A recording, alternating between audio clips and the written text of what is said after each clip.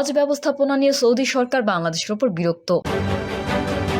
জামায়াত নারীদের বোরকার ভিতরে ঢুকাবে, এটি মিথ্যা বলছেন আব্দুল জব্বার। জানাবো স্থানীয় সরকার ও সংসদ নির্বাচন, বিএনপির বিপরীতে বাকিরা। এবং সর্বশেষ জানাবো জামায়াত বিরোধী প্লাকার্ড নিয়ে প্রেস ক্লাবের সভায় বিএনপি নেতাকর্মীরা। এতক্ষণ শুনছিলেন সংবাদ শিরোনাম, এবারে বিস্তারিত। হজ ব্যবস্থাপনা নিয়ে সৌদি সরকার বাংলাদেশের উপর বিরক্ত। হজ ব্যবস্থাপনা নিয়ে সৌদি সরকার বাংলাদেশের উপর অনেকটা বিরক্ত বলে মন্তব্য করেছেন ধর্ম উপদেষ্টা ডক্টর আফম খালিদ হোসেন। তিনি বলেন, গত 14 ফেব্রুয়ারি হজ এজেন্সিগুলো সেবাদানকারী কোম্পানি নির্বাচন, তাঁবুর এলাকা সংরক্ষণ, মক্কা ও মদিনার বাড়ি ভাড়া, ক্যাটারিং কোম্পানির সঙ্গে চুক্তির শেষ দিন থাকলেও এখনো চুক্তি শুরু করতে পারেনি তারা। এর মধ্যে হজ এজেন্সির কোটা নিয়ে বারবার সৌদি সরকারের অনুরোধের কারণে সেই দেশের সরকার আমাদের উপর বিরক্ত প্রকাশ করেছে। ধর্ম উপদেষ্টা বলেন, সর্বশেষ গতকাল সৌদি সরকার জানিয়েছে বাংলাদেশের হজযাত্রীদের জন্য সেবাদানকারী কোম্পানি, তাঁবুর এলাকা সংরক্ষণ, মক্কা ও মদিনায় হজযাত্রীদের জন্য বাড়ি ও হোটেল ভাড়া, ক্যাটারিং কোম্পানির সাথে চুক্তির মতো গুরুত্বপূর্ণ কাজগুলো এখনো শুরু করা হয়নি। এসব কার্যক্রম সম্পাদনের সর্বশেষ তারিখ 14 ফেব্রুয়ারি থাকলেও তারা কিছুই করেনি। হজ এজেন্সির প্রতি অনুরোধ জানিয়ে ধর্ম উপদেষ্টা বলেন, হজযাত্রীরা কোনো সংকট কিংবা অনিশ্চয়তার মুখোমুখি না পড়ে এমন কোনো কাজ করবেন না। আমি হজ এজেন্সির মালিক বা পরিচালকদেরকে 2-1 দিনের মধ্যেই সৌদি সরকারের নির্দেশনা মোতাবেক লিড এজেন্সি গঠন সহ যাবতীয় প্রক্রিয়া সম্পন্ন করার অনুরোধ জানাই। হজ এজেন্সির প্রতি ন্যূনতম হজযাত্রীর কোটা 1000 জন নির্ধারণ করে যে চূড়ান্ত সিদ্ধান্ত দিয়েছে সৌদি সরকার, ফলে সেই সিদ্ধান্তের আলোকে চলতি বছর হজ ব্যবস্থাপনা করতে হবে। জামায়াত নারীদের বোরকার ভেতরে ঢুকাবে, এটি মিথ্যা বলছেন আব্দুল জব্বার। নারায়ণগঞ্জ মহানগর জামায়াতে ইসলামীর আমির ও কেন্দ্রীয় ছাত্র শিবিরের সাবেক সভাপতি আব্দুল জব্বার বলেছেন, জামায়াতে ইসলামী ক্ষমতায় গেলে মহিলাদের বোরকার ভেতরে ঢুকাবে এমন মিথ্যা প্রচার করা হয়েছে। একইভাবে হিন্দু ভাই বোনদের মাঝে ভয় ঢুকানো হয়েছে যে জামায়াত ক্ষমতায় আসলে দেশ থেকে বের করে ভারতে পাঠিয়ে দেবে। তিনি বলেন, এসব প্রচার করে শেখ হাসিনা সরকার জামায়াত ইসলাম বিরোধী প্রচারণা চালিয়েছে। আমরা কারো ব্যক্তিগত স্বাধীনতা হস্তক্ষেপ করি না। ফ্যাসিবাদী সরকারের কারণে আমাদের পাশে আমরা দাঁড়াতে পারিনি, আপনাদের পাশে দাঁড়াতে পারেনি। ফ্যাসিবাদী সরকারের কারণে আপনাদের পাশে আমরা দাঁড়াতে পারিনি। আপনাদের জন্য শুধু শীত বস্ত্র নয়, ছেলেমেয়েদের লেখাপড়ার জন্য যাবতীয় জিনিসপত্র ঘরে ঘরে পৌঁছে দেওয়া হবে।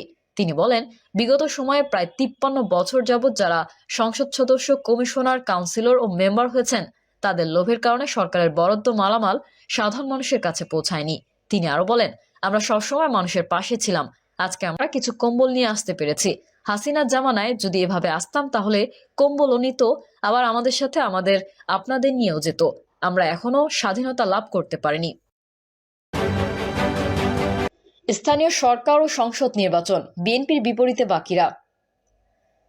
বিএনপির সংসদ নির্বাচনের পর স্থানীয় সরকার নির্বাচন চাইলেও অন্যরা তা আগে চায়। বিএনপি নির্বাচিত সরকারের অধীনে স্থানীয় নির্বাচনের কথা বললেও প্রধান উপদেষ্টা ডক্টর মোহাম্মদ ইউনূস জানিয়েছেন, জাতীয় নির্বাচনের পাশাপাশি স্থানীয় নির্বাচনের প্রস্তুতি নিচ্ছে অন্তর্বর্তী সরকার। স্থানীয় সরকার সংস্কার কমিশনের অভিমত, আগে তৃণমূলের ভোট দিতে জনদাবি রয়েছে। প্রকাশ্যে অবস্থান না জানালেও জামায়াতে ইসলামীর একই মনোভাব।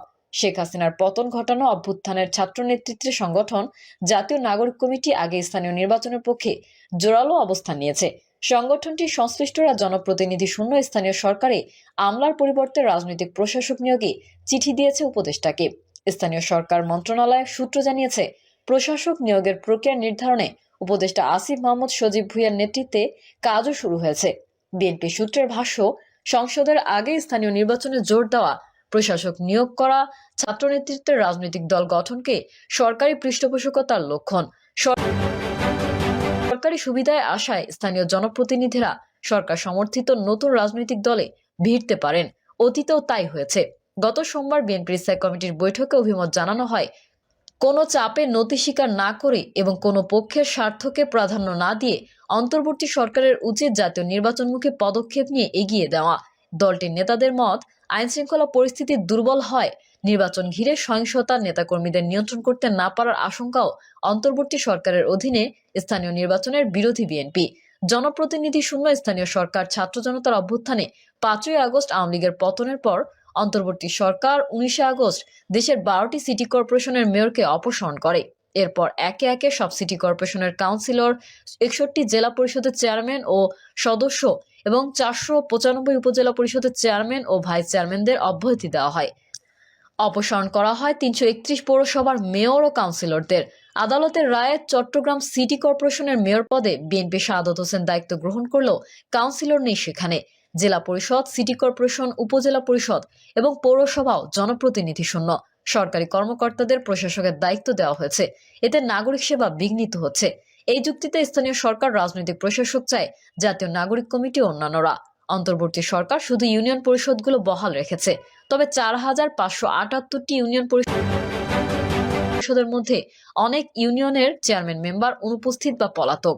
অনেকে উপস্থিত থাকলেও নিষ্ক্রিয়, কারণ তাদের বেশিরভাগ আওয়ামী লীগের নেতা বা অনুসারী। আবার অনেকেই বিএনপি ও জামায়াতের পদধারী নেতা। বিএনপির স্থায়ী সরকারের নির্বাচনে সংসদের পরও চাইলেও ইউনিয়ন পরিষদ বিলুপ্তি চায়। পুনর্বহালে বিতর্ক, অস্বস্তি। আওয়ামী লীগ শাসনামলে স্থানীয় সরকারের যত নির্বাচন হয়েছে এর অধিকাংশেই দলটির নেতারা জয়ী হয়েছেন। বিএনপি নির্বাচন বর্জন করেছিল, তবে দলটির 19 নেতা দলীয় নির্দেশনা না মেনে নির্বাচন করে পৌরসভার মেয়র হয়েছিল, তাদেরও অপসারণ করা হয়েছে। বিএনপির মহাসচিব মির্জা ফখরুল ইসলাম আলমগীর দলীয় পদে থাকা মেয়রদের পুনর্বহাল গত সেপ্টেম্বরে সরকারকে চিঠিও দিয়েছিলেন। তবে বেশি বিতর্কিত হয় গত 18 ডিসেম্বর জাতীয় প্রেস ক্লাবে অপসারণকৃত পৌর কাউন্সিলরদের সমাবেশ ঘিরে। নাগরিক কমিটির আহ্বায়ক মোহাম্মদ নাসির উদ্দিন পাটোয়ারি, মুখ্য সংগঠক সার্জিস আলম ও বৈষম্য বিরোধী ছাত্র আন্দোলনের হাসনাত আবদুল্লাহ সেই সমাবেশে অংশ নিয়ে আওয়ামী লীগের নেতা নন এমন কাউন্সিলরদের পুনর্বহালের দাবি তুলেছিলেন। জাতীয় নাগরিক কমিটি ও বৈষম্য বিরোধী ছাত্র আন্দোলনের মাধ্যমে যে নতুন রাজনৈতিক দল গঠিত হতে যাচ্ছে, পুনর্বহালের জন্য তাতে সহযোগিতার শর্ত দেন অপসারিত কাউন্সিলরদের। এসব বক্তব্যের সমালোচনা হলে পিছিয়ে আসে নাগরিক কমিটি ও বৈষম্য বিরোধী ছাত্র আন্দোলন। অপসারণ বৈধতা চ্যালেঞ্জ করে 16 পৌর কাউন্সিলরদের করা রিটে গত 5 জানুয়ারি রুল জারি করেছে হাইকোর্ট। অপসারণ কেন অবৈধ হবে না, আগামী 4 সপ্তাহের মধ্যে সরকারের কাছে জানতে চাওয়া হয়েছে। মন্ত্রণালয় এবং নাগরিক কমিটি সূত্র জানিয়েছে, আদালতের মাধ্যমে আওয়ামী লীগ আমলে নির্বাচিত জনপ্রতিনিধি ফিরলে অন্তর্বর্তী সরকারের পক্ষে কাজ করা আরও দুরূহ হবে। স্থানীয় পর্যায়ে সরকারের অস্তিত্ব সংকট তৈরি হবে। বিকল্প হিসেবে প্রশাসক বসানোর চেষ্টা। নাগরিক কমিটির নেতাদের সংগঠন ফ্যাসিবাদ বিরোধী তৃণমূল মঞ্চ ও গত 24 ডিসেম্বর স্থানীয় সরকার প্রশাসক নিয়োগে সার্চ কমিটি গঠনের প্রস্তাব চিঠি দেয় স্থানীয় সরকার উপদেষ্টাকে। এতে বলা হয়, জনগণের দোরগোড়ায় নাগরিক সেবা পৌঁছে দিতে নির্বাচন না হওয়া পর্যন্ত সমাজের গণমাধ্যম ব্যক্তি, শিক্ষক, ধর্মীয় নেতাদের প্রশাসক হিসেবে নিয়োগ দিতে হবে। মঞ্চের সাধারণ সম্পাদক আলাউদ্দিন মোহাম্মদ সমকালকে বলেন, স্থানীয় সরকারের সংস্কারের কমিশন হয়েছে, তাদের আরো কয়েক মাস লাগবে কাজ সম্পন্ন করতে। এরপর নির্বাচন হতেও কয়েক মাস লাগবে। এই অন্তর্বর্তী সময়ে স্থানীয় সরকার ফাঁকা থাকতে পারে না। জনসেবা মারাত্মক